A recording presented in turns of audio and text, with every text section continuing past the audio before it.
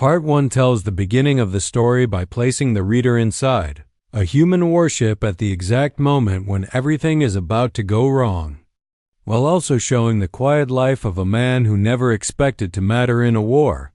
The story opens with Elias Rook, a simple spaceship mechanic, eating his lunch alone in Engine Bay 7, a place deep inside the ship where the sound of the reactor feels steady and safe, like a heartbeat.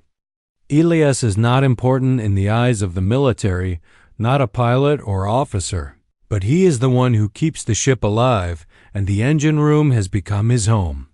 His loneliness is clear because he eats alone every day, surrounded only by tools, metal walls, and the blue glow of the engine core. This calm moment is broken when combat alarms suddenly scream through the ship, warning that the Carnathy Dominion has arrived. These aliens are known as ancient, cold conquerors who destroy human worlds without mercy, and their return means death for everyone on board. While the rest of the crew rushes to battle stations in fear, Elias reacts differently, showing a key human trait of calm under pressure. He finishes his movement slowly, listens carefully, and accepts the danger instead of panicking, which shows his quiet strength and experience. This moment also shows the larger threat facing humanity because the Carnathy fleet is massive and overwhelming, making the human ship seem small and weak by comparison.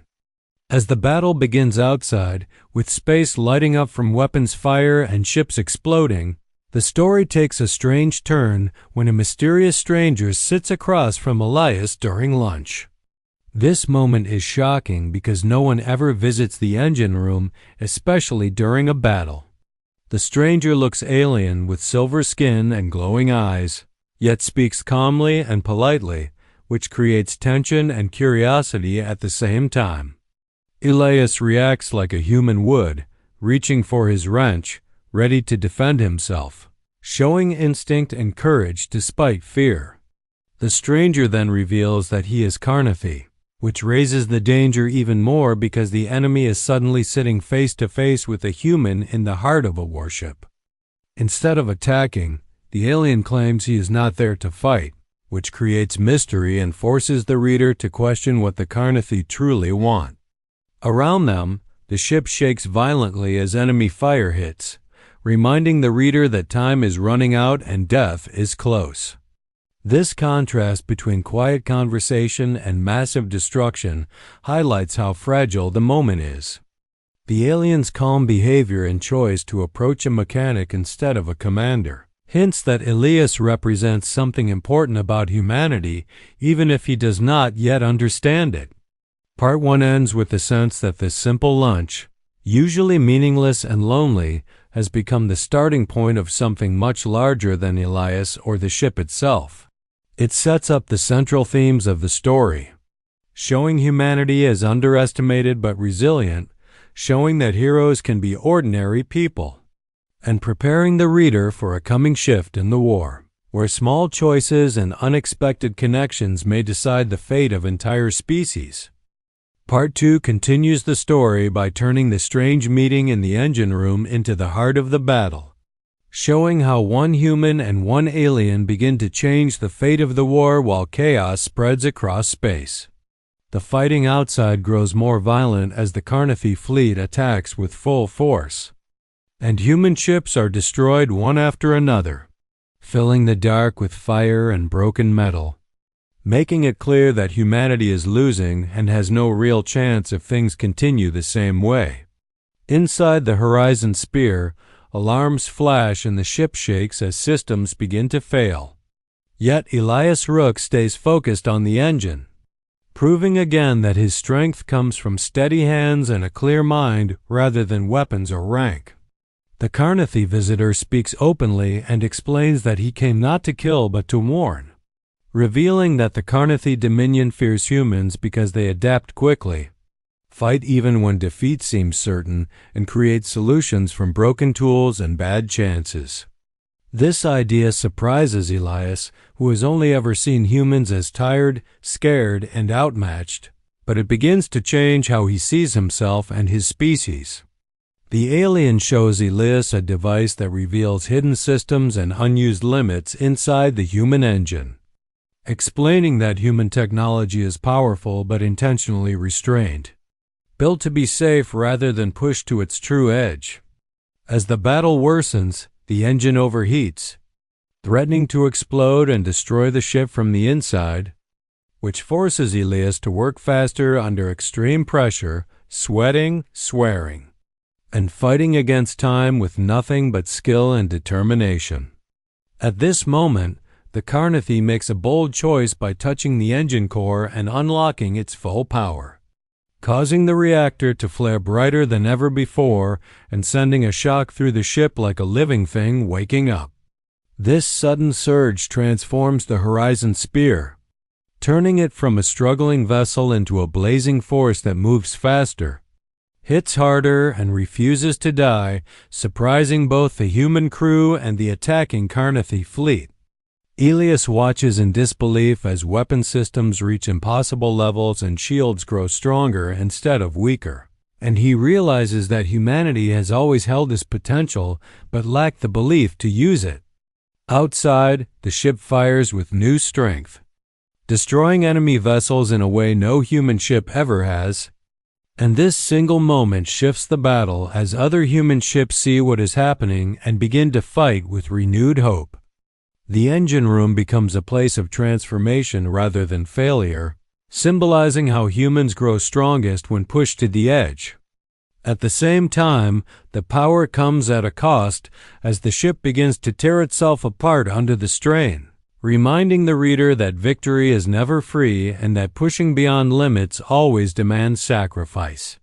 Part 2 builds rising tension by combining personal struggle with massive space combat, showing Elias not as a chosen hero, but as a working man who rises to the moment because he refuses to let his ship, his crew, or his people fall without a fight. It deepens the story's main idea that humanity's greatest weapon is not size or strength, but the will to adapt, to risk everything, and to keep moving forward even when the universe itself seems to say no, setting the stage for a final choice that will decide whether this sudden hope can survive or be lost forever. Part 3 brings the story to its climax and resolution, showing how human courage, ingenuity, and sacrifice turn a desperate situation into a triumph that leaves a lasting mark on both sides of the war. After the Horizon Spear's engines are unleashed and the ship gains unimaginable power, the human fleet begins to push back against the Carnathy Dominion. Entire lines of the alien ships falter under the sudden surge, and the battle shifts from hopeless defense to daring offense. Human pilots and crews, once terrified and beaten down, now fight with confidence and coordination, striking weak points and protecting one another, proving that their greatest strength lies not in the size of their ships, but in their determination, creativity, and loyalty to one another. The story highlights humanity's ability to improvise under pressure. Smaller ships dart through massive enemy vessels like swarms of bees, using unorthodox tactics that surprise the Carnathy, while larger ships, fortified by the boosted power from Elias's engine work, act as shields and battering rams, holding the line with relentless resolve. Meanwhile, Elias works tirelessly in the engine room, his hands moving over panels and wires, keeping the power stable despite the reactor straining toward its limit. The tension builds as the ship begins to show signs of damage from the extreme energy output, and alarms scream warnings that the hull cannot endure much longer.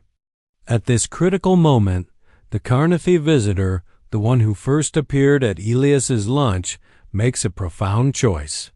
He understands that the power they are using is too great to sustain without someone sacrificing themselves, and he volunteers to stabilize the reactor from within, knowing it could cost him his life. His calm acceptance and quiet courage highlight a theme of honor and choice, showing that even among conquerors there is room for respect, empathy, and understanding. Elias protests, refusing to let the alien die, but the Carnathy insists, sharing a simple human moment of gratitude, mentioning the shared meal that sparked trust and cooperation between them. As the alien sacrifices himself, the energy wave released from the reactor spreads across the battlefield, disabling the Carnathy fleet without destroying them, showing that victory does not always require total annihilation. The human sees this opportunity to press forward, turning what seemed like an impossible defense into a decisive turning point. When the battle ends, the Carnathy retreat, leaving humanity battered but alive, and the human fleet is left with both the memory of loss and the affirmation of their resilience. The story then shifts to quiet reflection, showing Elias back in Engine Bay 7, once again alone with his lunch, yet transformed by the events. The empty crate across from him symbolizes the sacrifice made and the bond formed. A reminder that even a simple mechanic can be at the center of history when courage, skill, and determination are applied in critical moments. The engine hums steadily once more, a testament to human ingenuity and the power of belief in one's abilities. While Elias acknowledges that humans are no longer isolated, they share strength, connection, and purpose. The story closes with a lasting message. Humanity's greatest weapon is not technology or firepower, but the willingness to endure, to fight for one another, and to rise even when the odds are overwhelmingly against them.